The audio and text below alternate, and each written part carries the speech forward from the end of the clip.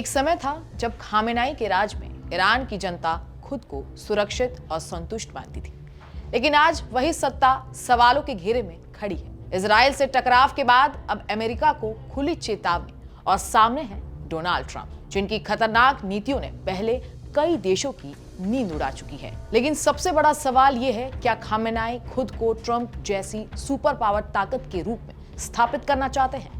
क्या ट्रंप अपनी सैन्य और राजनीतिक शक्तियों के दम पर पूरी दुनिया से इस्लामिक फैक्टर को खत्म करने की रणनीति पर काम कर रहे हैं? क्या भगौड़े खामेनाई ने ट्रंप से पंगा लेकर अपने ही देश में हालत और बिगाड़ दिए हैं? क्या खामेनाई अब अपनी ही सेना और सिस्टम पर भरोसा खोते जा रहे हैं? क्या अमेरिका और ईरान के बीच टकराव अब सीधे जंग की तरफ बढ़ रहा है?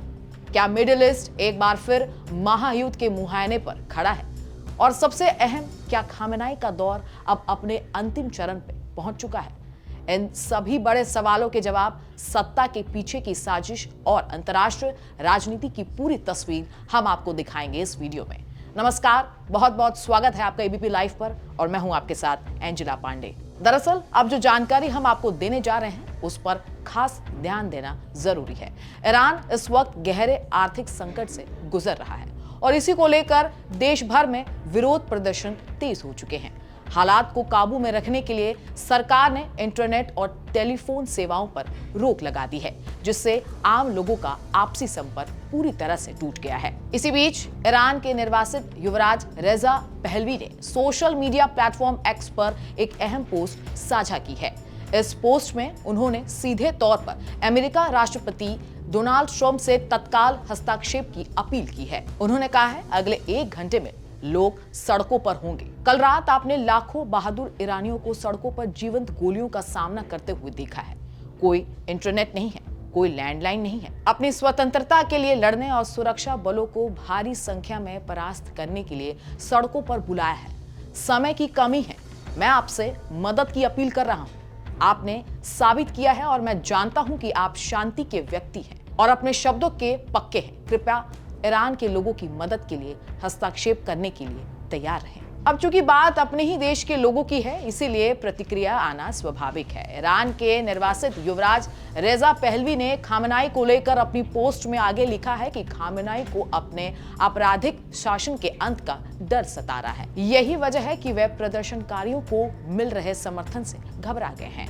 पहलवी का आरोप है कि सत्ता बचाने के लिए खामेनाई सड़कों पर उतरे लोगों को खुलेआम दमन की धमकी दे रहे हैं। इतना ही नहीं, इंटरनेट और लैंडलाइन सेवा बंद कर उन्हें जानबूझकर अलग थलग किया जा रहा है कि ताकि युवा प्रदर्शनकारियों के खिलाफ क्रूर कार्रवाई को अंजाम दिया जा सके। उनके मुताबिक संचार सेवाओं पर यह रोक सिर्फ नियंत्रण नहीं, बल्कि विरोध की आवाज को दबाने और आंदोलन को कुचलने की साजिश है। ईरान के निर्वासित युवराज रेजा पहलवी ने अपने बयान में जनता से खुला आह्वान किया है। उन्होंने लोगों से कहा है कि अब वक्त आ गया है अपनी आजादी के लिए सड़कों पर उतरने का, एकजुट होकर सुरक्षा बलों का सामना करने और दमन की दीवार को तोड़ने का।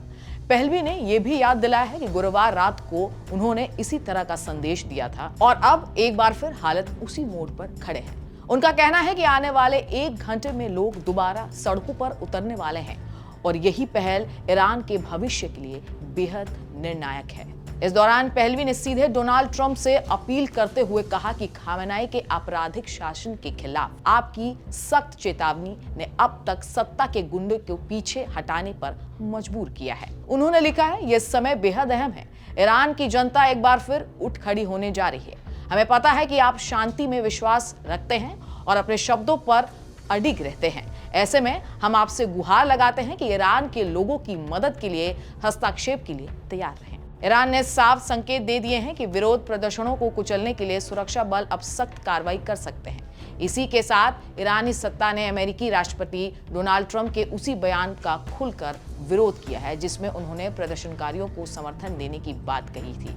यह जानकारी एसोसिएटेड प्रेस के हवाले से सामने आई है। ईरान के सर्वोच्च नेता अली खामेनाई ने ट्रंप पर तीखा हमला बोलते हुए आरोप लगाया है कि उनके हाथ ईरानियों के खून से सने हुए हैं। सरकारी टेलीविजन पर प्रसारित फुटेज में सड़कों पर उतरी भीड़ को अमेरिका मुर्दाबाद के नारे लगाते हुए देखा गया।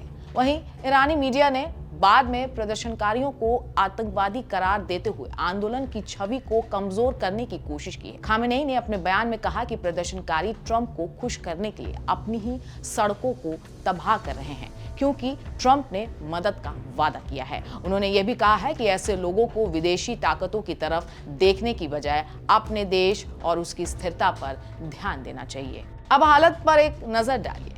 ईरान के भीतर ही सत्ता के खिलाफ मोर्चा खुलते जा रहे हैं और खामेनेई चारों ओर से चुनौतियों से घिरे नजर आ रहे हैं। अपने ही देश में बढ़ता असंतोष और विरोध उनकी पकड़ को कमजोर करता दिख रहा है।